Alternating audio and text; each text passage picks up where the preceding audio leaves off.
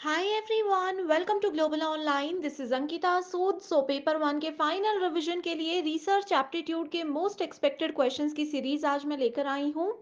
ये सवाल guaranteed upcoming examination में एज इट इज पूछे जा सकते हैं। एंड स्टूडेंट्स, आप सबके कॉन्सेप्ट क्लैरिटी के लिए हर एक क्वेश्चन के आंसर के साथ हमेशा की तरह मैं इंपॉर्टेंट एक्सप्लेनेशन भी देने वाली हूँ ताकि इजीली आप सभी अच्छा स्कोर कर सकें। पेपर वन के फाइनल रिवीजन के लिए 30 डेज कंप्लीट कोर्स में लेकर आई हूँ जहां पर स्टूडेंट्स डेली लाइव लेक्चर्स के साथ आपका 100% सिलेबस एग्जामिनेशन से पहले पूरा करवा दिया जाएगा। इस कंप्लीट कोर्स में आपको वीडियो लेक्चर्स रिकॉर्डेड फॉर्मेट में भी मिल जाएंगे जहां पर एग्जाम के लेवल के हिसाब से आपकी तैयारी करवाई जाती है। फुल सिलेबस मॉक टेस्ट है जिसमें 30 मॉक टेस्ट इंग्लिश में और 30 हिंदी में आपको मिल जाएंगे।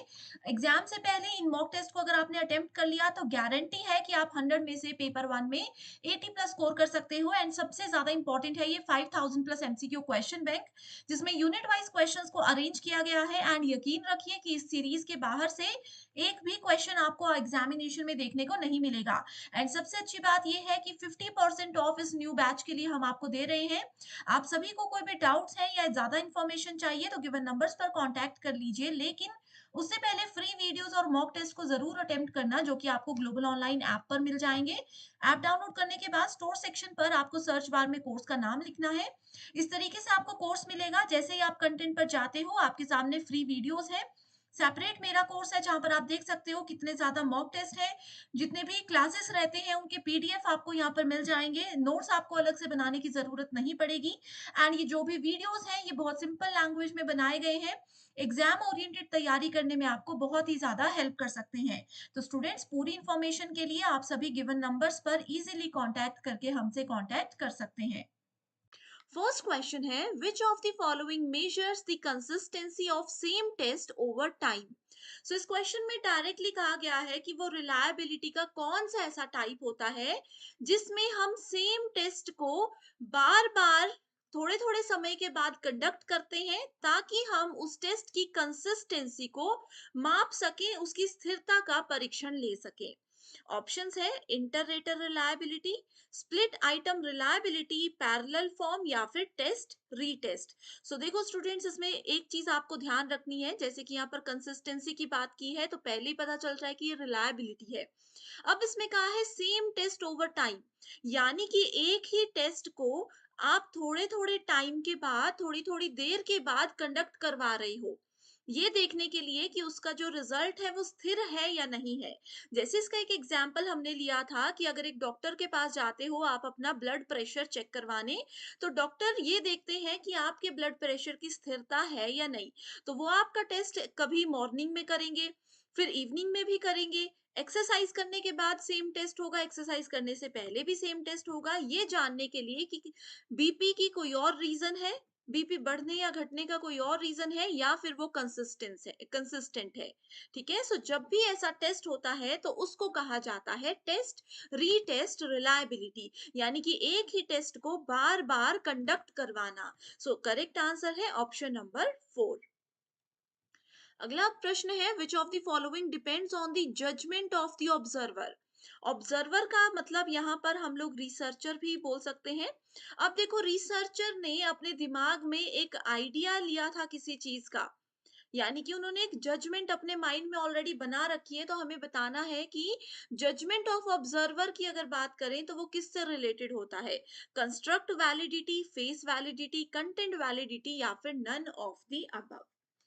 सो कंस्ट्रक्ट वैलिडिटी होता है कि जो चीज आप कंस्ट्रक्ट करना चाहते हो वो एज इट इज बन रही है या नहीं। जैसे इसका एक मैंने आपको बेडरूम, एक हाउस वाला एग्जांपल दिया था कि एक घर में आपने bedroom, kitchen, drawing room, living room ये सब बना दिया, लेकिन आप बाथरूम बनाना भूल गए, तो ये कंस्ट्रक्ट इनवैलिडिटी होगी। वैलिड नहीं बना, आप जो बनाना चाहते थे वो वैलिड नहीं है। तो ये वाला ऑप्शन तो यहाँ पर नहीं आएगा। फेस वैलिडिटी होती है कि जो चीज आपने इमेजिन की थी, ठीक है, या जो चीज के लिए आप रिसर्च कर रहे थे वो चीज एज इट इज दिख रही है या नहीं। इसी को कहते हैं जजमेंट ऑफ द ऑब्जर्वर, कि ऑब्जर्वर ने, रिसर्चर ने अपने माइंड में जो एक आइडिया लिया था, एक चीज जो दिमाग में लेकर चले थे, उस चीज को यहाँ पर जज किया जा रहा है, वो चीज एज इट इज दिख रही है या नहीं दिख रही, ये होता है फेस वैलिडिटी, जिसको आप अंकित वैधता भी कहते हैं। सो करेक्ट आंसर हो गया ऑप्शन नंबर 2। आप सभी स्टूडेंट्स को पेपर वन में हेल्प करने के लिए एक फ्री टेलीग्राम ग्रुप में लेकर आई हूँ। Ankita Sood paper one NET SET preparation नाम से आप इसको सर्च कर सकते हैं। एंड स्टूडेंट्स, इस ग्रुप की खास बात ये है कि आपको कोई भी गाइडेंस चाहिए, आप कोई भी सवाल मुझसे पूछना चाहते हो तो डायरेक्टली मुझसे यहाँ पर कांटेक्ट कर सकते हैं। साथ ही जो भी मेरी क्लासेस रहती हैं उनके पीडीएफ्स और लिंक्स आपको मिलते रहेंगे ताकि आपकी कोई भी क्लास मिस ना हो। एंड बहुत आसानी से आप सभी पेपर वन में एटलीस्ट 100 में से 80 प्लस स्कोर कर सकें। तो आपके प्रॉपर गाइडेंस के लिए ये चैनल बहुत इंपॉर्टेंट है, इसको जरूर आप सबको फ्री में ज्वाइन कर लेना है। अगला सवाल है, the degree to which observed values scores are free from errors of measurement refers to what. अब देखो यहाँ पर कहा है कि आप एक मेजरमेंट कर रहे हो रिसर्च में, कुछ माप ले रहे हो रिसर्च में, आपको देखना है कि क्या वो एरर से फ्री है, क्या वो त्रुटियों से मुक्त है, क्या उसमें कोई गलती है या नहीं है। ये चेक करना होता है अगर, तो क्या यूज होता है। रिलायबिलिटी, वो आपकी विश्वसनीयता को चेक करते हैं आप इसमें।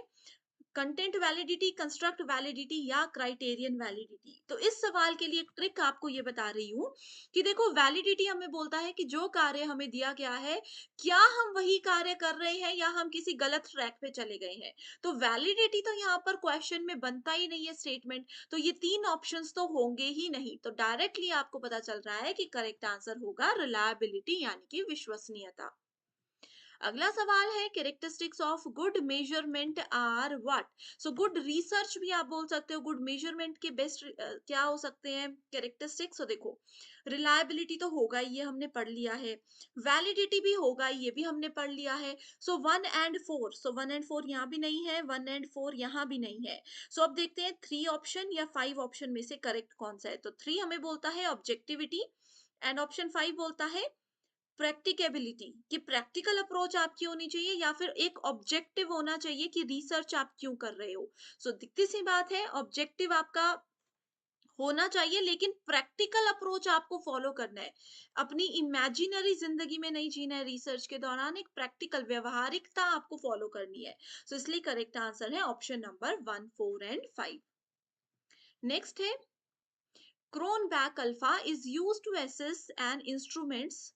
अब देखो, क्रोनबैक अल्फा, इसमें याद रखना है सिर्फ आपको, लॉजिक कुछ नहीं है, ये किसको चेक करने के लिए बनाया गया है, इससे आप रिलायबिलिटी चेक कर सकते हो अपने रिसर्च की। एग्जाम में ये आया है, previous year question 2022 UGC net में, ठीक है, तो ये पूछा जा सकता है सेट एग्जाम्स में भी। अगला सवाल मैच द फॉलोइंग से है, मोस्ट इंपॉर्टेंट, जिसमें आपको एक तरफ टाइप्स ऑफ वैलिडिटी है, दूसरी तरफ उसकी थोड़ी सी डेफिनेशंस दी है। सो फेस वैलिडिटी, जो चीज जिस मेजर ऑब्जेक्टिव जो है रिसर्च का, क्या हम उसी पर फोकस करके अपना रिसर्च कर रहे हैं, वही सवाल हम जो पॉपुलेशन से या सैंपल से पूछ रहे हैं या नहीं पूछ रहे, ये हमें फेस वैलिडिटी बताता है। Indicates the extent to which the measurement is used. ठीक है, सो यहाँ पर देखो, इसी से आप लोगों को करेक्ट आंसर मिल जाएगा कि face validity is related to compare a new test to an already established test. Okay, sorry, face validity is related to indicates adequacy of instrument, की जो इंस्ट्रूमेंट, जो चीज, जैसे मान लीजिए आपने एक मशीन बना ली जो कि स्पेशली किसी पर्सन का वेट चेक करने के लिए है, तो ये एक इंस्ट्रूमेंट आपने बना लिया। ये एडुकेसी बताता है कि जिस कार्य के लिए ये मशीन बनाई गई है, क्या ये सच में फेस पर वही काम कर रही है, कि सच में वही दिख रही है। ऐसा तो नहीं है कि वेट चेक करने की मशीन बनाई है, कोई पर्सन इस पे चढ़े तो वो हवा में उड़ने लग जाए या कुछ भी हो जाए। तो ये है फेस वैलिडिटी। अगला है concurrent validity, that is compares a new test, एक नए टेस्ट को, टेस्ट किसी ओल्ड टेस्ट से, जो ऑलरेडी एस्टैब्लिश टेस्ट है उससे हम क्या करते हैं, कंपेयर करते हैं, वो कंकरेंट वैलिडिटी होती है। Construct validity, construct validity indicates the extent to which the measurement is used. ठीक है, कि किस लेवल पर हम काम करने वाले हैं, क्या एग्जैक्टली हमारी इमेजिनेशन है। Predictive validity, the extent to which a score on a scale forecast score on same criterion measures. Okay, अगला सवाल है which of the following are is are content related validity. So सामग्री संबंधित वैधता क्या होती है। अपने लाइव लेक्चर में ऑलरेडी मैं बता चुकी हूँ कि कंटेंट रिलेटेड वैलिडिटी से सवाल आते हैं। सो फेस वैलिडिटी भी कंटेंट पर फोकस करती है, कंस्ट्रक्ट वैलिडिटी भी कंटेंट पर फोकस करती है। So both 1 and 2 are the correct answers. अब एक होमवर्क क्वेश्चन देती हूँ कि बताइए प्रिडिक्ट वैलिडिटी किससे जुड़ी हुई है। एंड स्टूडेंट्स, अगर ये सेशन आपको पसंद आ रहा है तो ज़रूर मुझे कमेंट करके बता दीजिए कि मैं इस सेशन को कंटिन्यू करूँ या नहीं। एंड अगर कोई सवाल है, कोई कन्फ्यूजन है, वो भी आप मुझसे पूछ सकते हो। Which of the following are used to measure reliability in research. Reliability के लिए कौन, सिंपल सा सवाल है कि रिलायबिलिटी के टाइप्स पूछे गए हैं यहाँ पर। टेस्ट रीटेस्ट होता है, स्प्लिट हाफ होता है, इंटररेटर होता है। So B C and D, B C and D देखो, बहुत आसान है। रिलायबिलिटी के 3 टाइप्स होते हैं, टेस्ट रीटेस्ट, स्प्लिट हाफ और इंटररेटर। Change of behavior in people after they come to know they are participating in research project to produce results that do not have validity is known as what। कई बार एक person है, उनको हमने अपने research के लिए ले लिया, पहले उनको पता नहीं था, लेकिन रिसर्च के दौरान उनको पता लग गया कि एक रिसर्च में उनसे पूछे गए क्वेश्चंस का जो डेटा है उसको इस्तेमाल किया जाएगा एंड उनके बिहेवियर में उस समय फिर चेंज आने लग जाता है। ठीक है, जिसकी कोई वैलिडिटी नहीं होती है, जो कि बिल्कुल भी वैध नहीं होता है। सो ऐसे से केस में कौन सा इफेक्ट ये होता है। ऐसे इफेक्ट को बोला जाता है हॉथरॉन इफेक्ट, नाग फनी प्रभाव। ये देखो हिंदी में समझ आ रही है चीजें बहुत अच्छे से, है ना। नाग फनी इफेक्ट। अब आपको मान लीजिए मैं आपसे बहुत चिकनी चुपड़ी बातें कर रही हूँ, आप पहले मेरी बातों का बड़े अच्छे से जवाब दे रहे हो, लेकिन कुछ बातों में 5-10 मिनट के बाद आपको पता लगने लग गया कि अरे इस लड़की का मुझसे कोई मतलब है, इस लड़की को मुझसे कोई काम करवाना है, ये बातों बातों में मुझसे कुछ उगलवाना चाहती है। तो ऐसे में फिर आपका बिहेवियर चेंज होने लग जाएगा। इतनी देर आप जो मुझसे बहुत अच्छे से रह रहे थे, आपका बिहेवियर चेंज होने लग जाएगा जब आपको पता चल गया कि आपकी इस समय क्या वैल्यू है मेरे लिए। ठीक है, सो ये होता है हाउथ्रोन इफेक्ट यानी कि नागफनी प्रभाव। The main types of validity encountered in research design and methodology are। So validity के टाइप पूछे, कुछ नहीं पूछा। देखो कंफ्यूज करने के लिए इतना बड़ा स्टेटमेंट बना दिया है, लेकिन वैलिडिटी के टाइप्स पूछे गए हैं। इंटरनल वैलिडिटी भी होता है, एक्सटर्नल भी होता है, कंस्ट्रक्ट भी होता है। स्टैटिस्टिकल कंक्लूजन कभी पढ़ा नहीं पढ़ा, कल के क्लास में पढ़ा था नहीं पढ़ा था। सो 3 टाइप के होते हैं, A B and C. D तो नहीं होता है, इसको ये गलत है। ए, अरे स्टैटिस्टिकल कंक्लूजन बिल्कुल भी नहीं होता, ऑप्शंस में थोड़ी सी गलती है। A B and C, A B and C, ठीक है, ये 3 है आपके वैलिडिटी के डिफरेंट टाइप्स।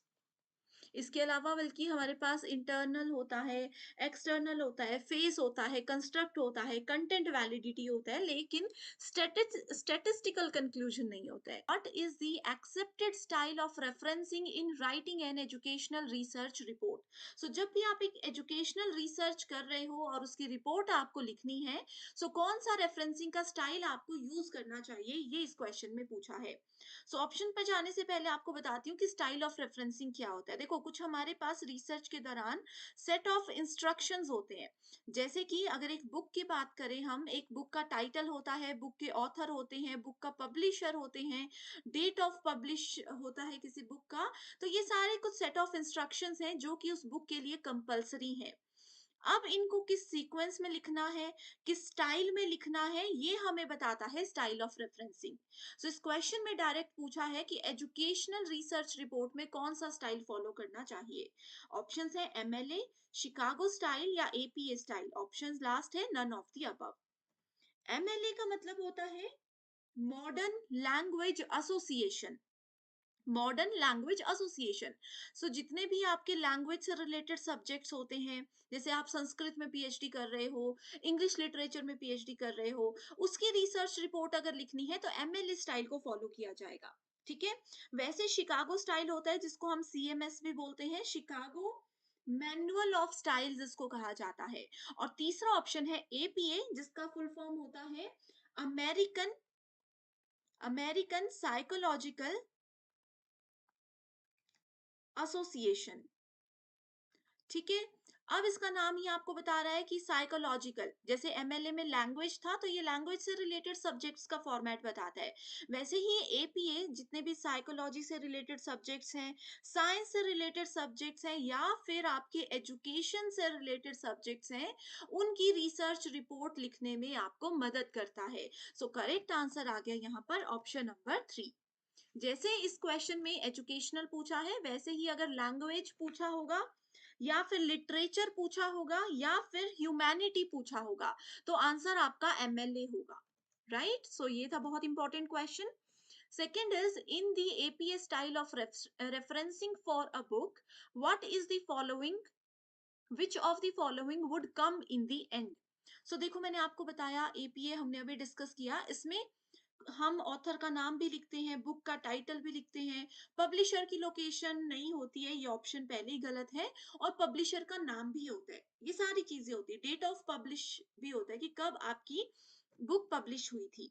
तो इसमें कहा है कि इस रेफरेंस स्टाइल के हिसाब से सबसे एंड में कौन सी चीज लिखी जाती है। सो इसका करेक्ट आंसर है option number 4, that is publishers name, प्रकाशक का नाम। अब देखो ये है एपीए स्टाइल का एक एग्जाम्पल। इस सीक्वेंस को आप लोगों ने याद रख लेना है। एपीए हमें कहता है कि सबसे पहले हमें जो उस बुक का ऑथर है, उन बुक के जो लेखक हैं उनका नाम लिखना है। ठीक है, बुक के ऑथर का नाम लिखना है। उसके बाद कौन से ईयर में बुक पब्लिश हुई है उसको इस तरीके से ब्रैकेट्स में हमेशा मेंशन किया जाना चाहिए, उसको इस तरीके से ब्रैकेट्स में मेंशन किया जाना चाहिए। फिर आता है टाइटल ऑफ द बुक, फिर आता है उसका सब टाइटल, फिर आता है कौन सा एडिशन है, और देन पब्लिशर का नाम। तो ये सीक्वेंस एपीए में फॉलो किया जाता है, जो आपको याद रखना जरूरी है। ठीक है, पब्लिशर की लोकेशन कंपलसरी नहीं होती है, तो इसमें हम इसको हटा भी सकते हैं। अब इस क्वेश्चन को थोड़ा सा ऐसे भी पूछा जा सकता है, एग्जाम में आप लोगों के पास इस तरीके की 4 स्टेटमेंट्स दी होंगी और आपको पूछा जाएगा कि बताइए कौन सा एपी स्टाइल को फॉलो करता है। तो आपको थोड़ा सा आइडिया होना चाहिए कि ये ऑथर का नाम है, ये बुक का नाम हो सकता है, ये टाइटल हो सकता है बुक का, तो इस तरीके से चीजें आपको दी जाती हैं। अगला क्वेश्चन है what is the full form of MLA as a referencing style. So अभी अभी मैंने आपको बताया एमएलए क्या होता है, modern language association. Correct answer है ऑप्शन नंबर 2। ये देखो मॉडर्न लैंग्वेज एसोसिएशन में सबसे पहले ऑथर का नाम आता है, फिर टाइटल आता है, देन उनका एडिशन, पब्लिशर, और सबसे लास्ट में आता है ईयर ऑफ पब्लिकेशन। सो ये डिफरेंस है। आप एमएलए और एपीए पर मेजर फोकस रखिए, यहीं से क्वेश्चंस आते हैं सबसे ज्यादा। नेक्स्ट क्वेश्चन है very very important, most repeated question है ये। When two or more successive footnotes refer to the same work, which of the following is used. तो सबसे पहले हम देखते हैं कि फुटनोट्स क्या होते हैं। सो फुटनोट्स कुछ ऐसे नोट्स होते हैं आपकी रिसर्च रिपोर्ट में जो कि बिल्कुल बॉटम में रखे जाते हैं। फुट मतलब पैर के पास, पैर, तो फुटनोट्स भी बिल्कुल एंड में, बिल्कुल डाउन में, बिल्कुल बॉटम में लिखी जाती है किसी भी पेज के। फुटनोट्स क्या करते हैं, हमें जो भी हमारी एडिशनल इंफॉर्मेशन है वो प्रोवाइड करने में मदद करते हैं, या फिर जो भी रिसोर्सेज हम लोगों ने अपने रिसर्च के दौरान यूज किए हैं, उन रिसर्च रिसोर्सेज को साइट करने में, यानी कि उन तक पहुंचने में हमें मदद करते हैं। तो इसमें कहा है कि जब दो या दो से ज्यादा फुटनोट्स एक ही काम को रेफर कर रहे हो, तो उस जगह पर हम क्या टर्म को, क्या एक बेसिक कोड को यूज करते हैं। तो इसका करेक्ट ऑप्शन है IBID। ओके, IBID, IBID का मतलब ही होता है सेम प्लेस, कि एक ही चीज दो तीन जगह पर हमने पॉइंट आउट कर दिया, लेकिन पहुंचना एक ही जगह पर था, ऐसे। तो अब हर बार तो हम वो पूरा डिटेल में फुटनोट्स को नहीं लिखेंगे, तो इसलिए कोड लिख देंगे IBID, तो वो डायरेक्टली हमें पहुंचा देगा कहाँ तक, उसी प्लेस तक, सेम प्लेस। ओके, अगला क्वेश्चन है, ये देख सकते हो यहाँ पर इसकी एक्सप्लेनेशन भी मैंने लिखी है जो अभी बताई। While writing reports या manuscript, researchers sometimes use the abbreviation FN, which implies what? Okay, so अब यहाँ पर बच्चे कंफ्यूज मत होना। देखो रिपोर्ट्स तो पता है, रिसर्च रिपोर्ट क्या होती है, मैन्यूस्क्रिप्ट क्या होता है।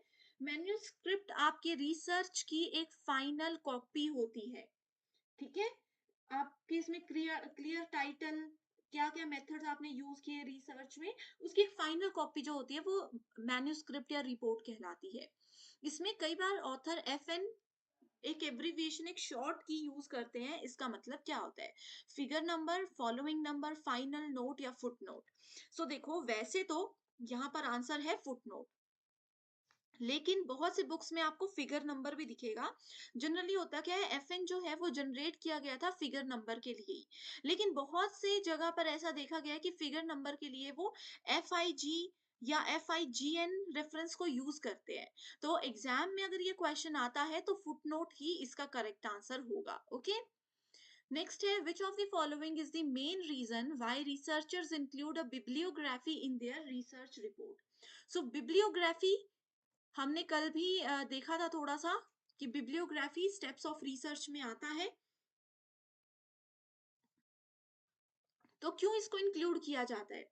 ठीक है, बिब्लियोग्राफी बेसिकली एक डिटेल्ड लिस्ट होती है, एक बहुत ही डिटेल्ड लिस्ट होती है of references cited in your work and also a background readings.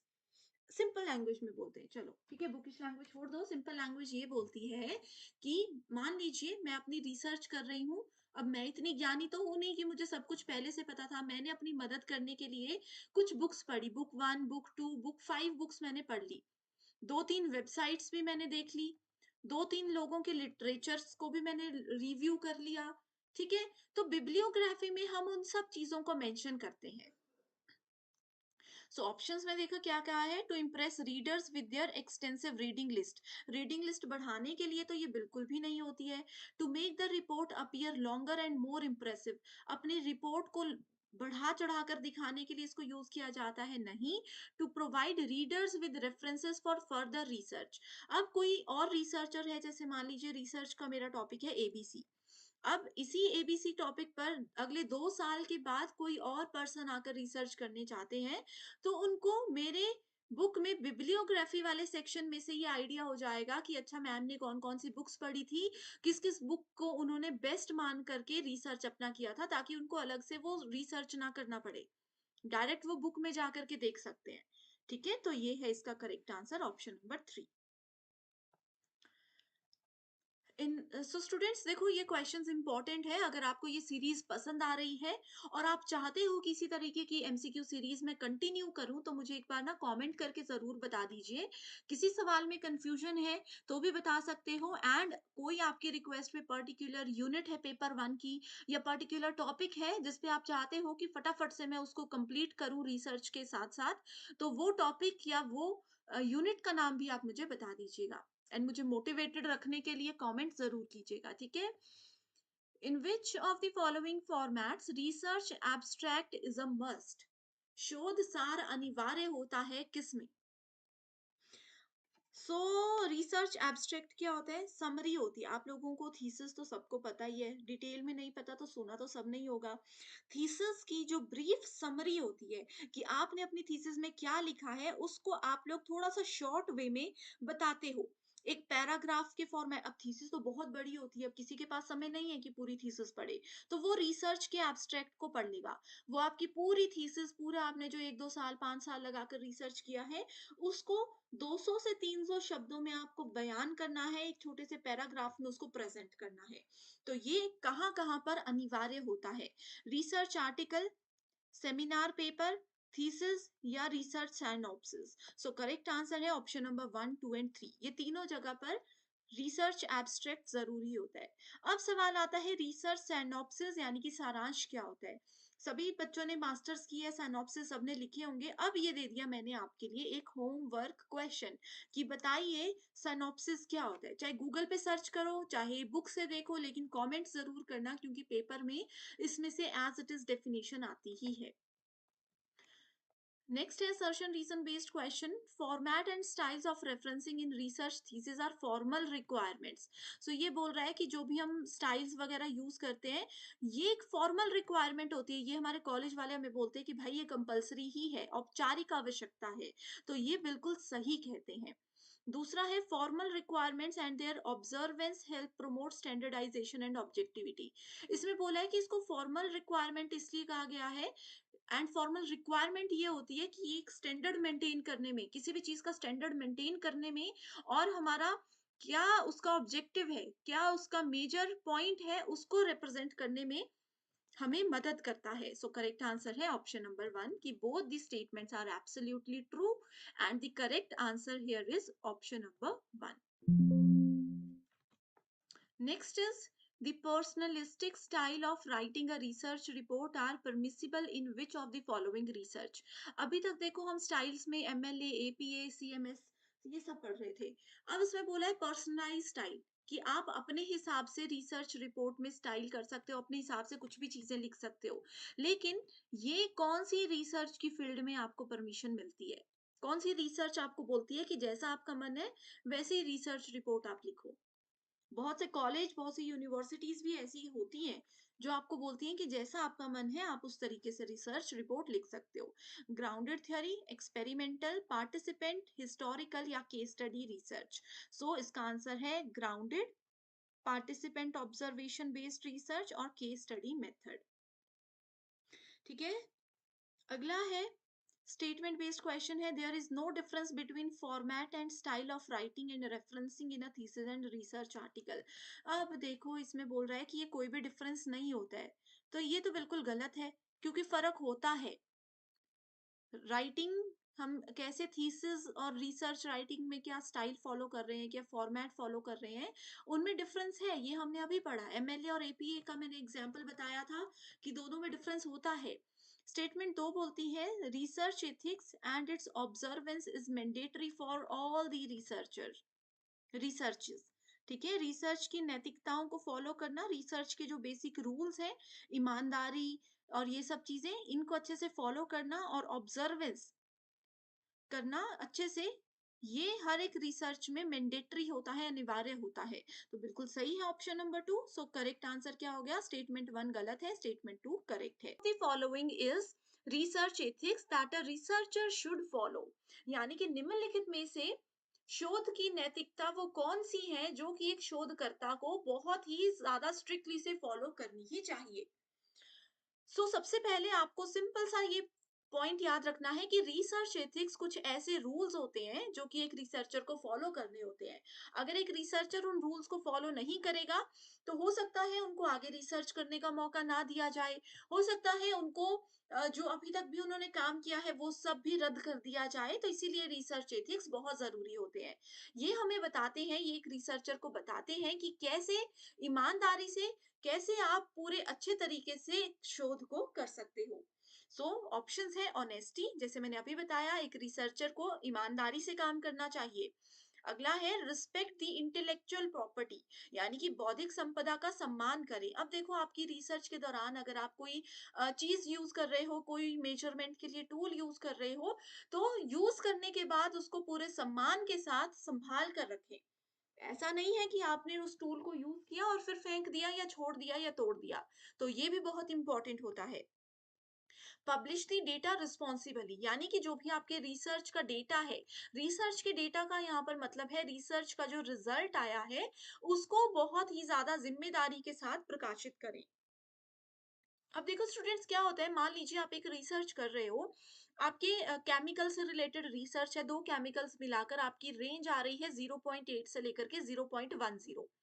लेकिन आपका ये रिसर्च करेक्ट तब माना जाता जब आपकी रेंज जो है केमिकल्स की वो 0.15 के आसपास आती। आपने क्या कर दिया, आपने बोला कि अरे आसपास ही तो है, ज्यादा डिफरेंस नहीं है, तो चलो कौन देख रहा है हमारा यहाँ पर रिजल्ट, चलो इसको अपनी थीसिस में, अपनी रिसर्च रिपोर्ट में 0.15 ही लिख देते हैं। तो आपने क्या किया, आपने ऑनेस्टी से काम नहीं किया, आपने जो आपका रिजल्ट था उसको भी रिस्पॉन्सिबली पब्लिश नहीं किया। तो यही हमें रिसर्च कहता है कि हर एक चीज को ऑनेस्टी और रिस्पॉन्सिबिलिटी के साथ करना होता है। इसलिए यहाँ पर करेक्ट आंसर है ऑल ऑफ द अबव। अगला क्वेश्चन है principles of research ethics include. इसमें क्या क्या चीजें आती है? इनकम्पिटेंसी, यानी कि अक्षमता, ओपननेस, खुलापन। अब देखो कोई पर्सन अगर असक्षम है, अक्षमता उसमें नहीं है पूरे तरीके से, तो रिसर्च एथिक्स को भी वो फॉलो नहीं कर पा रहा है, तो रिसर्च एथिक्स के इसमें ये वाला ऑप्शन गलत हो जाएगा। तो देखो ऑप्शन नंबर ए जहां जहां पर है वो दो ऑप्शंस हम पहले ही कट कर देते हैं। उसके बाद आता है ओपननेस। ओपननेस का मतलब होता है एथिक्स में कि openness of sharing your ideas and helping others. यानी कि आपके पास कुछ आइडिया है, आपका एक फ्रेंड भी रिसर्च कर रहा है, आप भी दूसरे टॉपिक पे रिसर्च कर रहे हो, वो आपसे कुछ आइडिया लेने आ रहे हैं, तो आप ऐसा नहीं बोलोगे कि मुझे नहीं पता, मैं मदद नहीं करूंगा। आप में ओपननेस होना चाहिए कि आप आइडियाज कैसे शेयर कर रहे हो। तो ये ऑप्शन बिल्कुल सही है। अगला है कॉन्फिडेंशियलिटी। कॉन्फिडेंशियलिटी यानी कि गोपनीयता। आप जो रिसर्च कर रहे हो वो भी आपको गोपनीय रखनी है। आपका जो डेटा है, कैसे आप डेटा कलेक्शन कर रहे हो, आपके डेटा एनालिसिस का क्या स्टेटस है, ये सब चीजें गोपनीय रहनी चाहिए। इसके अलावा अब कोई फ्रेंड, जैसे आपको अभी मैंने बताया, आपका कोई फ्रेंड आपसे एक आइडिया लेने आया है, तो ऐसा नहीं है कि आप अपने फ्रेंड का आइडिया उनको दे दो, साथ में सबको ये बातें फैला दो। तो कॉन्फिडेंशियलिटी होना बहुत जरूरी है। लीगैलिटी का मतलब है लॉ, यानी कि नियमों कानूनों को फॉलो करना है। इसका एक बहुत अच्छा एग्जांपल बताती हूँ। जैसे मान लीजिए कि आप कोई आयुर्वेदिक मेडिकल साइंस के स्टूडेंट हो, ठीक है? आपको प्लांट से कोई मेडिसिन बनाने के लिए खोज करनी है, रिसर्च करनी है। तो ऐसे में आपके ये लॉज बोलते हैं कि रिसर्च के दौरान आप किसी भी प्लांट को, किसी भी एनिमल को, किसी भी जीव जंतु को नुकसान नहीं पहुंचा सकते। तो लीगैलिटी को फॉलो करना भी बहुत जरूरी है। रिस्पेक्ट फॉर इंटेलेक्चुअल प्रॉपर्टी हमने अभी देखा, सो ये भी सही है। इस हिसाब से आप देखोगे करेक्ट आंसर है ऑप्शन नंबर 4। इसी के साथ अगला क्वेश्चन है, a researcher uses data of an earlier research paper and publishes a new research paper, this is called what. अब मैं एक रिसर्चर हूँ, मैंने क्या किया, मेरे टॉपिक का नाम है मान लीजिए आर्टिफिशियल इंटेलिजेंस। आर्टिफिशियल इंटेलिजेंस में मैं कोई खोज कर रही हूँ।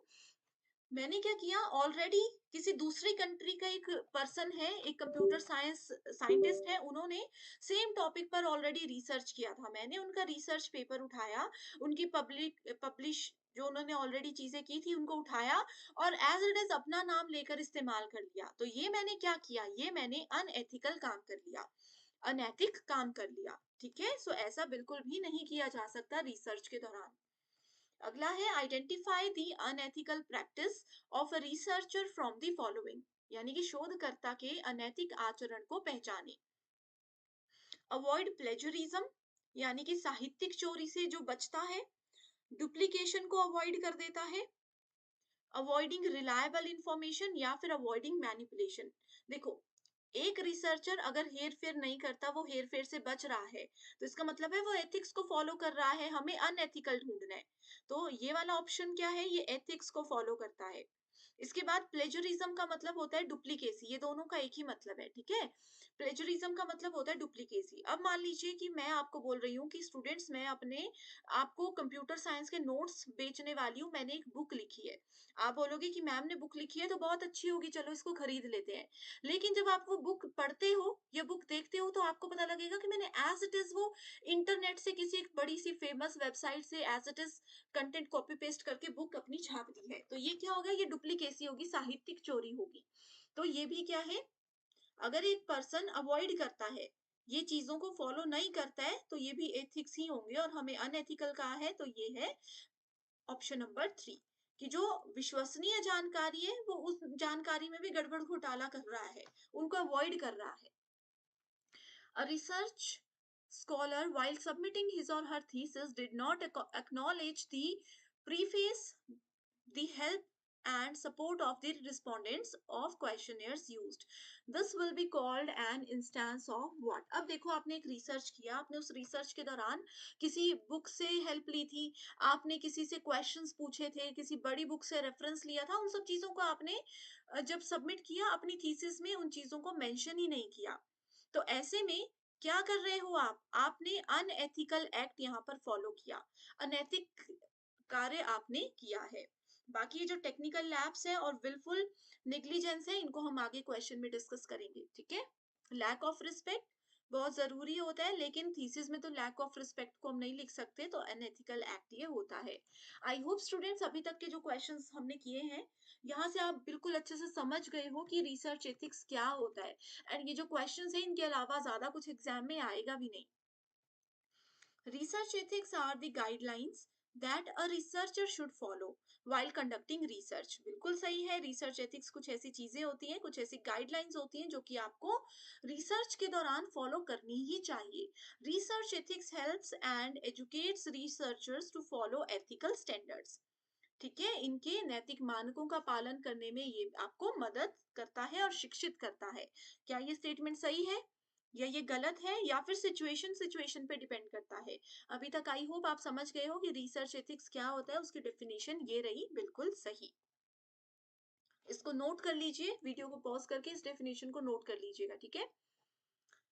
A researcher should also follow the following research ethics while doing research। इसमें कहा है कि कुछ चीजें ऐसी हैं जिनको फॉलो करना चाहिए एक रिसर्चर को। स्टेटमेंट 1 बोलती है, उसे अपने शोध के दौरान उपयोग किए गए विचारों, परिणामों, डेटा और संसाधनों को साझा करना चाहिए, यानी कि इन सब चीजों को शेयर करना चाहिए दूसरों के साथ। अगला है, उसे प्रकाशन के लिए प्रस्तुत अनुदान, कागजात और अन्य रिकॉर्ड जैसे गोपनीय संचार की रक्षा भी करनी चाहिए। हमने अभी पढ़ा था ओपननेस यानी कि शेयर करना है डेटा, और कॉन्फिडेंशियलिटी, ये दोनों चीजें हमने पढ़ी थी। तो आपको पता है कि दोनों स्टेटमेंट्स बिल्कुल सही हैं।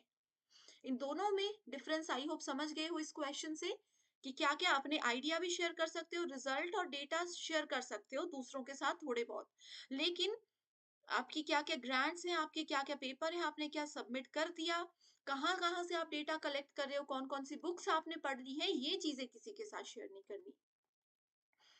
Every research institute has to enforce research ethics in order to ensure what human inquiries। ठीक है, यहाँ पर पूछा है कि हर एक इंस्टीट्यूशन जो है, रिसर्च जो करवाता है, उनको कौन कौन सी चीजों पर ध्यान देना चाहिए। क्रेडिबिलिटी, क्रेडिट देना, यानी कि आप रिसर्च कर रहे हो, किन्होंने आपकी मदद की, किन बुक्स ने आपकी मदद की, किन टीचर्स ने आपकी मदद की, वो क्रेडिटेबिलिटी भी होनी चाहिए एंड मीनिंगफुल भी होनी चाहिए चीजें। So both A and B are true. From the point of view of research ethics, which of the following is least vulnerable in research? यानी कि इनमें से सबसे कम असुरक्षित कौन सी चीजें हैं। Problem formulation and identifying the variable involve, कि क्या क्या समस्या थी और इनमें क्या क्या चीजें शामिल थी, इन चीजों को आइडेंटिफाई करना सबसे टफ होता है, सबसे कम असुरक्षित होता है। डेटा एनालिसिस और इंटरप्रिटेशन, ये भी है। Reporting of research result and their implications, citing a theory in support of one's thesis, ठीक है, कि अगर किसी और की थीसिस से आपको okay, citing a theory in support of one's thesis, ठीक है, कि अपनी थीसिस में जो आप कर रहे हो, किससे आपने हेल्प लिया, उन चीजों को वहां पर पॉइंट आउट करना। करेक्ट आंसर है ऑप्शन नंबर 1। देखिए, इस क्वेश्चन में दो स्टेटमेंट्स दिए हैं, एक में आपके पास टेक्निकल लैप्स की डेफिनेशन है, दूसरी में विलफुल नेग्लिजेंस की डेफिनेशन है। टेक्निकल लैप्स होता है तकनीकी चूक, और विलफुल नेग्लिजेंस होता है जानबूझकर की गई लापरवाही।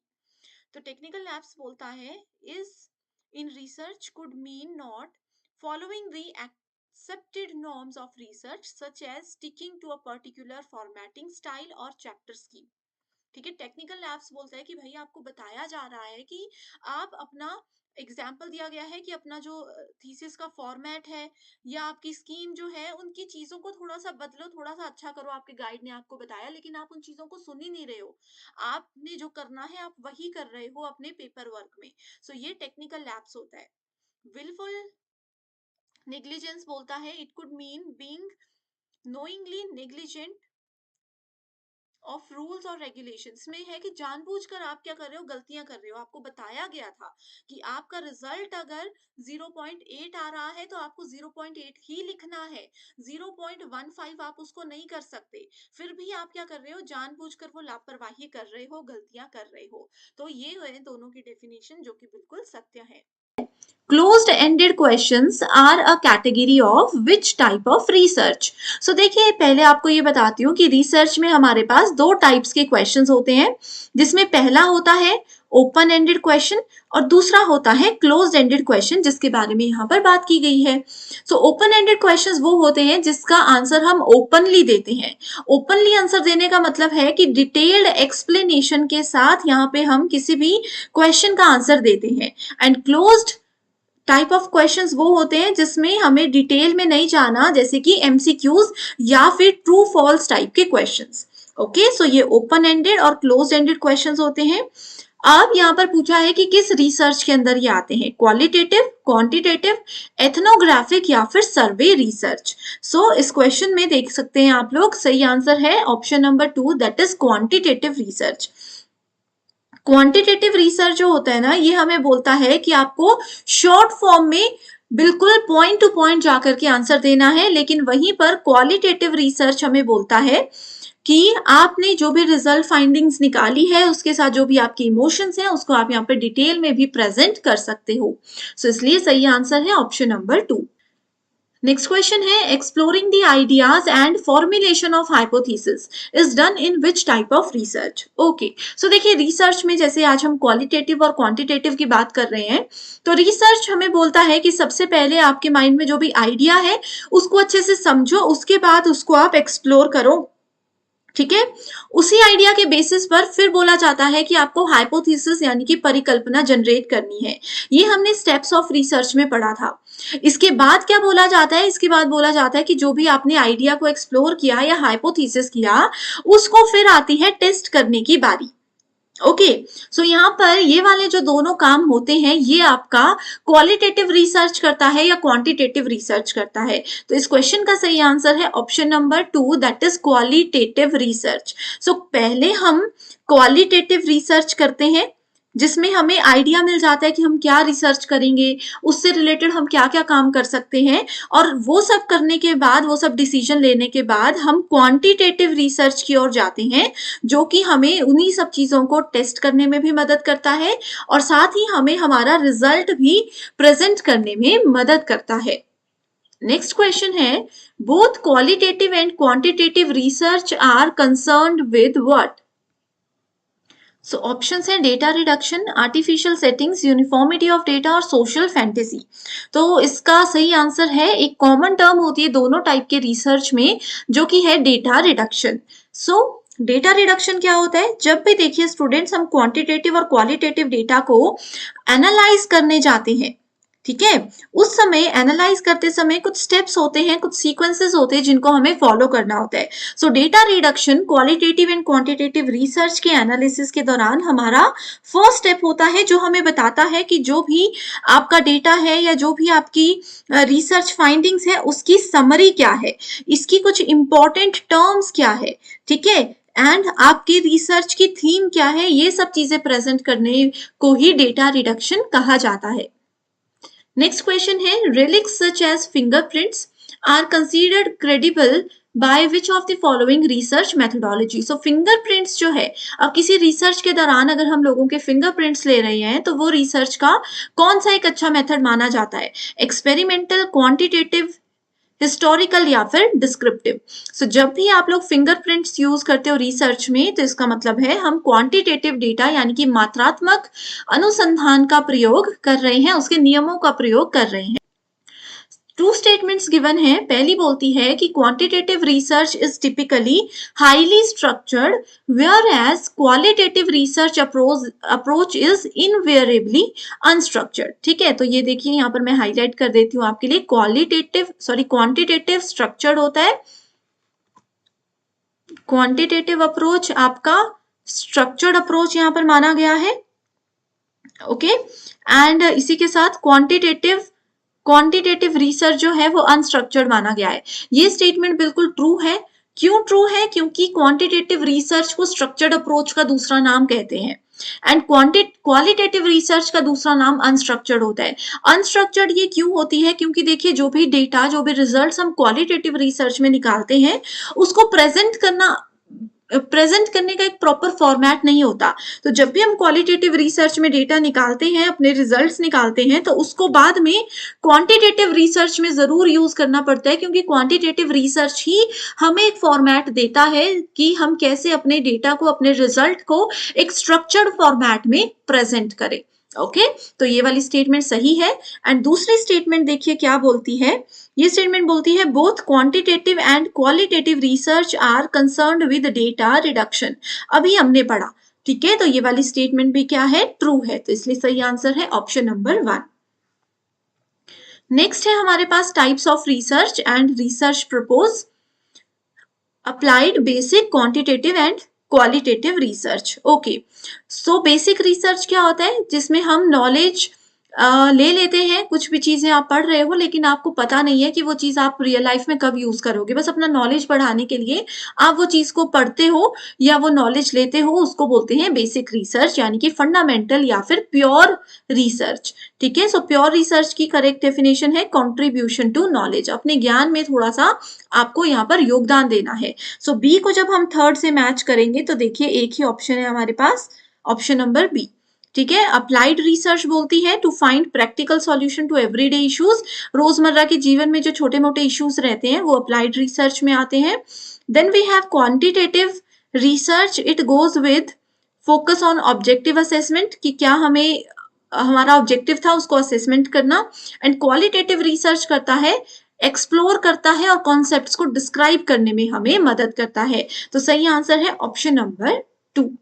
Next question, which of the following represent the qualitative research methodology. So qualitative research के अंदर कौन कौन सी चीजें आती है, 1-to-1 interview, survey research, then we have focus group, correlational research is very important, उसके बाद आता है डिस्क्रिप्टिव रिसर्च। सो क्वांटिटेटिव की जब हम बात करते हैं, सो क्वांटिटेटिव रिसर्च में बेसिकली हमारे पास 1-to-1 इंटरव्यू तो नहीं होते हैं।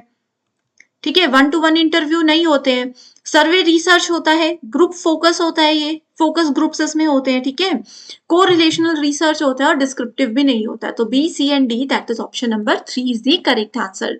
नेक्स्ट क्वेश्चन है, which of the following are similarity elements in both qualitative and quantitative approach. तो आपको बताना है कि क्वालिटेटिव और क्वांटिटेटिव में क्या सिमिलैरिटीज हैं। आंसरिंग रिसर्च क्वेश्चन, हमारे रिसर्च के जो भी प्रश्न है उनके जवाब देने में मदद करते हैं, बिल्कुल सही। प्रेफरेंस टू मैक्रो डेटा, बिल्कुल सही है, ये मैक्रो डेटा के लिए यहाँ पर दोनों रिसर्च को यूज किया जाता है। Do not suffer from issues of errors, तो डू नॉट, हर एक रिसर्च में एरर्स तो होते ही हैं, इसलिए ये स्टेटमेंट गलत है। इंपॉर्टेंस ऑफ ट्रांसपेरेंसी, ट्रांसपेरेंसी के बारे में यहाँ पर कोई बात नहीं होती है। एक्सप्लोरेशन ऑफ वेरिएशन, तो ये भी बिल्कुल सही है। तो A, B and E, that is option number 4 हमारे पास सही आंसर है। ओके, आई होप स्टूडेंट्स आपको ये सेशंस पसंद आ रहे हैं। अगर आप चाहते हो कि मैं कंटिन्यू करूं तो कमेंट करके बता दीजिए, अगला टॉपिक मैं उसी पे वीडियो बनाकर लेकर आऊंगी।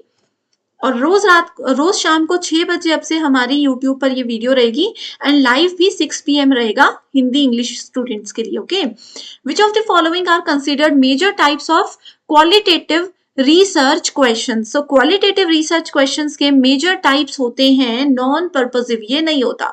ठीक है, सो देखो यहीं से हमें आंसर मिल गया, मुझे सिर्फ ये पता था कि क्वालिटेटिव में नॉन पर्पसिव होता है, तो ए है, इसको हमने हटा दिया, तो 3 ऑप्शंस हमारे यहीं से कट गए और हमें आंसर मिल गया ऑप्शन नंबर डी। ठीक है, देख लेते हैं इसको, कॉज एंड कॉन्सिक्वेंसेस, क्या फर्क पड़ा है, क्या उसका परिणाम निकलेगा। प्रिडिक्टिव भी होता है, इवेल्युएटिव भी होता है, डिस्क्रिप्टिव भी होता है, कौन, क्वालिटेटिव रिसर्च। ओके, अब देखिए डिस्क्रिप्टिव से ही आपको पता लग जाता, मैंने आप लोगों को फर्स्ट क्वेश्चन में बताया कि qualitative research open ended questions होते हैं, जिसमें हम डिस्क्राइब करते हैं, हम क्वेश्चन को, उसके आंसर को एक्सप्लेन करते हैं। ठीक है, सो ये है आपका सही आंसर। नेक्स्ट क्वेश्चन है, रिसर्च के फॉर्म्स दिए हैं, दूसरी तरफ डिस्क्रिप्शन दी है, qualitative, quantitative, triangulation and meta analysis. Okay, so qualitative क्या होता है आपके पास, इंटरप्रिटेशन। अभी देखिए इसी क्वेश्चन में मैंने आपको बताया कि क्वालिटेटिव में हम प्रिडिक्शन करते हैं। ठीक है, क्वालिटेटिव में हम प्रिडिक्शन करते हैं, वैसे ही क्वालिटेटिव में हम इंटरप्रिटेशन भी करते हैं, अनुमान भी लगाते हैं किसी चीज का। सो ए को हम 4th से मैच करेंगे, देखिए यहीं से आंसर मिल गया। क्वांटिटेटिव स्टैटिस्टिकल एनालिसिस, क्वांटिटी बताता है, मैंने आप लोगों को बताया था कि जब भी हम क्वालिटेटिव रिसर्च करते हैं उससे रिजल्ट को या फिर रिपोर्ट बना पाना पॉसिबल नहीं होता। क्वालिटेटिव के बाद हमेशा हमें क्वांटिटेटिव रिसर्च का इस्तेमाल करना पड़ता है ताकि हम लोग डेटा को रिप्रेजेंट अच्छे तरीके से कर सके। अब इसके लिए हमें स्टैटिस्टिकल बनाने की जरूरत होती है, टेबल या चार्ट फॉर्मेट बनाने की जरूरत होती है। तो ऐसे आप याद रख सकते हो, triangulation goes with convergence of findings based multiple methods, और लास्ट है डी का first, meta analysis, file drawer problem. So सही आंसर है option number 2। Quantitative research is also called, यानी कि मात्रात्मक अनुसंधान को भी क्या कहा जाता है।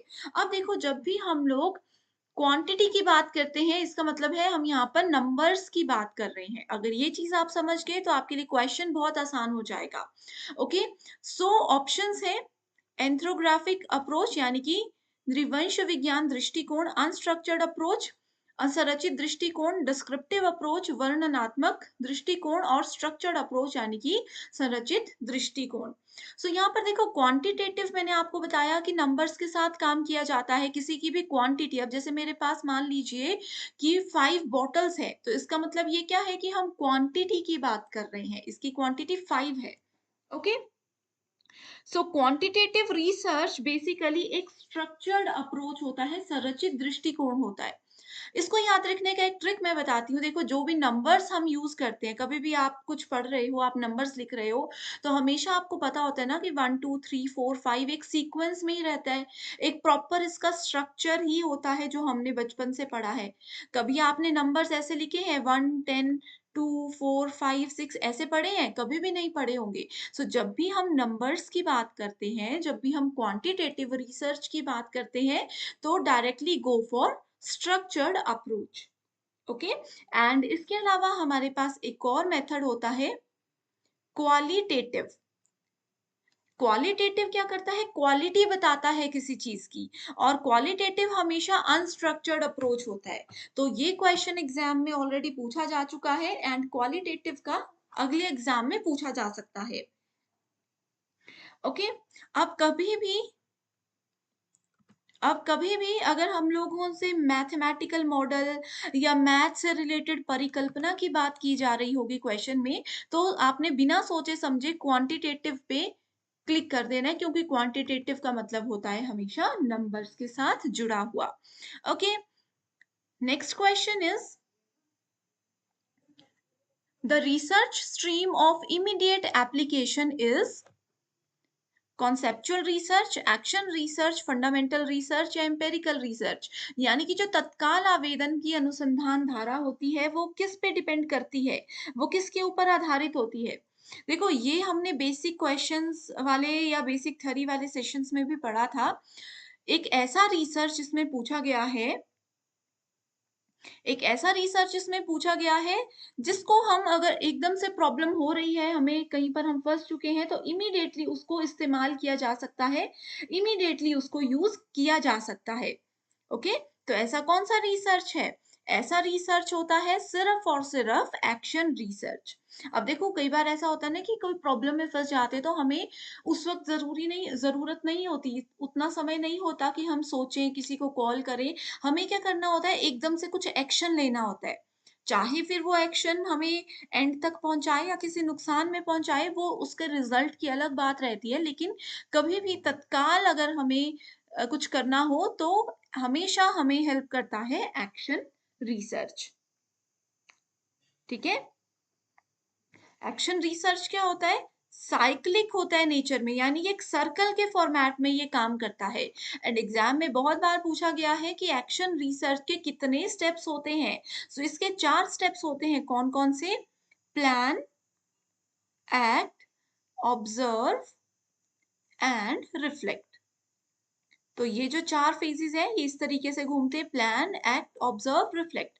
फिर से प्लान, एक्ट, ऑब्जर्व, रिफ्लेक्ट। सो इस तरीके से एक्शन रिसर्च हमेशा यूज होता है। ओके, आई होप ये क्वेश्चन भी आप समझ गए हो। स्टूडेंट्स, अगर आपको ये सेशन पसंद आ रहे हैं, आप मुझे कमेंट करके ज़रूर बताइएगा, एंड आप चाहते हो कि कंटिन्यू करूँ इस सीरीज़ को, तो भी आप मुझे ज़रूर कह सकते हो। नेक्स्ट क्वेश्चन है, in which of the following research paradigms the focus of concern is on interpreting reality in terms of participants' perspective? यानी कि निम्नलिखित में से किस शोध प्रतिमान में चिंता का विषय प्रतिभागियों के परिप्रेक्ष्य के संदर्भ में वास्तविकता की व्याख्या करना है? तो कौन सी वो रिसर्च ऐसी है जो कि वास्तविकता की व्याख्या करने के लिए सबसे ज्यादा महत्वपूर्ण माना जाता है? ओके, सो आंसर पे जाने से पहले आप सभी स्टूडेंट्स को मैं एक इम्पॉर्टेंट पॉइंट बता देना चाहती हूँ। देखो, इस क्वेश्चन में कुछ कीवर्ड्स हैं। जब ये लिखा है इंटरप्रेटिंग रियलिटी, यानी कि वास्तविकता की व्याख्या करने की जब भी हम बात करते हैं, तो हमेशा एथनोग्राफिक रिसर्च ही सही आंसर होता है। नृवंश विज्ञान अनुसंधान ही सही रिसर्च होता है। ओके, अब देखो यहाँ पर एथनोग्राफिक रिसर्च क्या होता है, एक बहुत इंपॉर्टेंट मेथड होता है, बहुत इंपॉर्टेंट अप्रोच होता है रिसर्च का, जिसको कि बेसिकली कहाँ पर यूज किया जाता है, इसको क्वालिटेटिव रिसर्च में यूज किया जाता है। अब 2 चीज़ें हमने पढ़ी थी फर्स्ट क्वेश्चन में, क्वालिटेटिव और क्वांटिटेटिव मेथड्स। अगर आप ये 2 मेथड्स को अच्छे से समझ जाते हो और इसके अंदर कि क्वालिटेटिव के अंदर कौन-कौन से मेथड्स आते हैं, क्वांटिटेटिव के अंदर कौन-कौन से मेथड्स आते हैं, ये मैं आपको ऑलरेडी पढ़ा चुकी हूँ। अगर ये चीज़ें आप अच्छे से समझ जाते हो, तो आपको क्वेश्चंस को सॉल्व करना बहुत आसान हो जाएगा। सो अगर आप ये समझ चुके हो कि इंटरप्रेटिंग रियलिटी यानी कि वास्तविकता की व्याख्या करने की बात की गई है, तो एंथ्रोपोजेनिक रिसर्च होगा, जो कि डायरेक्टली एक क्वालिटेटिव रिसर्च का ही मेथड है। ये रिसर्च को बहुत ज़्यादा डीप में, बहुत ज़्यादा गहराई से करने में विश्वास रखता है। इसमें जो भी नेचुरल एनवायरनमेंट है, उसको बहुत अच्छे से ऑब्जर्व किया जाता है, फिर इसके रिजल्ट्स पर ध्यान दिया जाता है। ओके, अगला क्वेश्चन है, a college teacher does research with a view to depict the reality situations relating to home condition of students and hostels provided for। Okay, so बहुत आसान क्वेश्चन है, इसको अच्छे से देखिए। So which of the following research format will be helpful to do so. Okay, so देखो बिल्कुल एक रियल लाइफ की सिचुएशन यहाँ पर दी गई है, जिसमें कॉलेज टीचर को रिस्पॉन्सिबिलिटी दी गई है एक रिसर्च करने की। अब उनको रिसर्च क्या करना है, उनको रियलिटी सिचुएशंस देखनी है, वास्तविक स्थितियों को चेक करना है किसी स्टूडेंट के होम की कंडीशन को लेकर के, एंड जो उनको हॉस्टल प्रोवाइड करवाया गया है उसकी कंडीशंस को देख करके रिसर्च करनी है। तो ऐसे केस में जो सबसे ज़्यादा इम्पोर्टेंट रिसर्च होता है, वो होता है पार्टिसिपेशन ऑब्जर्वेशन बेस्ड रिसर्च, यानी कि प्रतिभागी अवलोकन आधारित अनुसंधान।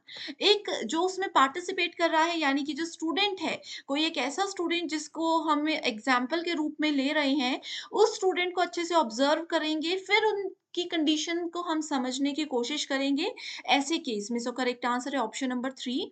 अगला क्वेश्चन है असर्शन रीजन बेस्ड। असर्शन प्रकार के क्वेश्चंस में आपको क्या करना होता है, in order to bridge the gap between theory and practice both fundamental and applied research formats have to be promoted.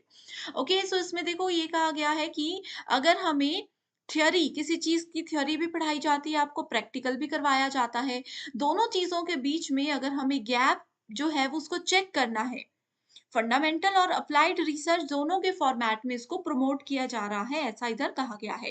इसका कारण ये कहा गया है कि फंडामेंटल रिसर्च हमेशा थ्योरी के ऊपर फोकस करता है, and applied research directly practical चीजों पर फोकस करता है। तो डायरेक्ट मैंने क्वेश्चन आपको समझा दिया, करेक्ट आंसर है कि रिसर्च, इस क्वेश्चन में असर्शन और रीजन दोनों सत्य है, एंड इसका एक्सप्लेनेशन भी बिल्कुल सही है। अगला क्वेश्चन है, university department plans to undertake a study wherein attitude value and biases of teachers and students are to be probed with an eye on disclosing their pattern of adjustment. ठीक है, so university का एक department है जो कि plan कर रहे हैं कि हमें एक रिसर्च करनी है, जिसमें हम स्टूडेंट्स के और टीचर्स के किसी चीज को लेकर के क्या दृष्टिकोण है, क्या वैल्यू देते हैं वो किसी चीज को, उन सब चीजों को ध्यान में रखते हुए वो कैसे एडजस्ट करते हैं लेवल पर, इस तरह की रिसर्च के लिए कौन सा मेथड बेस्ट रहेगा। सो करेक्ट आंसर है हमारे पास case study method and ethnographic method. यहाँ पर स्टूडेंट्स एक होमवर्क क्वेश्चन मैं आपको ये दे रही हूँ, इसका आंसर मेरे प्रीवियस वीडियोस में मिल जाएगा या फिर गूगल पे सर्च कीजिए, क्योंकि जरूर एग्जाम में क्वेश्चन आता है। तो एथ्रोपोजेनिक तो हम बहुत बार डिस्कस कर चुके हैं कि आपका क्वांटिटेटिव होता है, ठीक है। अब बताइए कि केस स्टडी मेथड क्वालिटेटिव है या क्वांटिटेटिव है, कमेंट करके आंसर बताइएगा, आप सही हो या गलत हो वो मैं आपको रिप्लाई कर दूंगी। अगला क्वेश्चन है, below are given two sets, जिसमें एक तरफ रिसर्च मेथड्स है, दूसरी तरफ डेटा कलेक्शन के टूल्स दिए गए हैं। Experimental method, exposed, descriptive and historical method. Historical मतलब हिस्ट्री, जो चीजें ऑलरेडी हो चुकी हैं। अब हिस्ट्री, हिस्ट्री की बुक पढ़ते हो, उसके लिए किसी को कोई रिसर्च करने की ज़रूरत होती है? हर एक आम आदमी को नहीं होती। उसमें ऑलरेडी हमारे पास सोर्सेज़ होते हैं, हमारे पास ऑलरेडी डेटा होता है प्राइमरी और सेकेंडरी। सो डी को हम फर्स्ट के साथ मैच करेंगे, इस अकॉर्डिंग हमारा option number C and option A गलत हो गया है। इसके बाद देखो एक्सपेरिमेंट जब भी किए जाते हैं तो एक टेस्ट होता है। आप लोगों ने लैब में एक्सपेरिमेंट किए हैं तो आप कुछ ना कुछ चीज़ें उसमें टेस्ट कर रहे होते हो। सो फर्स्ट को हम थर्ड से मैच कर देंगे, फर्स्ट को थर्ड से मैच कर देंगे, डी को फर्स्ट से मैच कर देंगे। एक्स पोस्ट फैक्टो होता है कि कोई इंसिडेंट अगर एक बार हो गया है और उस इंसिडेंट के बाद फिर हमें पता चल रहा है और उसके बाद फिर हम उसके लिए रिसर्च कर रहे हैं, तो वो होता है typical characteristic test. And descriptive किसी चीज़ को डिस्क्राइब कब किया जाता है, डिस्क्रिप्टिव सर्वे मेथड होता है क्वेश्चनेयर। सो करेक्ट आंसर है ऑप्शन नंबर बी। ये जितने भी मेथड्स हैं इनकी थ्योरी मैं ऑलरेडी डिस्कस कर चुकी हूँ, लिंक डिस्क्रिप्शन बॉक्स में मिल जाएगा, आप देख सकते हो। The study of why does stressful living result in heart attack. इसमें कहा है कि तनावपूर्ण जीवन जो लोग जीते हैं उनको हार्ट अटैक, दिल का दौरा आने के ज़्यादा चांसेस होते हैं। ये कौन-सी रिसर्च ने कहा है?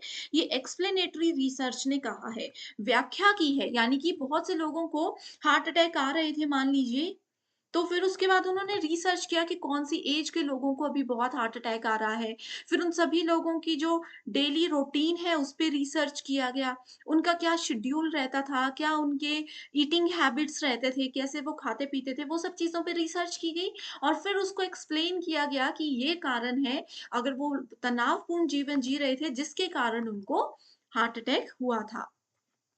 A researcher attempts to evaluate the effect of method of feeding on anxiety proneness of children. इसमें कहा है एक शोधकर्ता बच्चों की चिंता प्रवणता पर भोजन की विधि के प्रभाव का मूल्यांकन करने का प्रयास करता है। इसमें कौन-सा मेथड सबसे अच्छा है?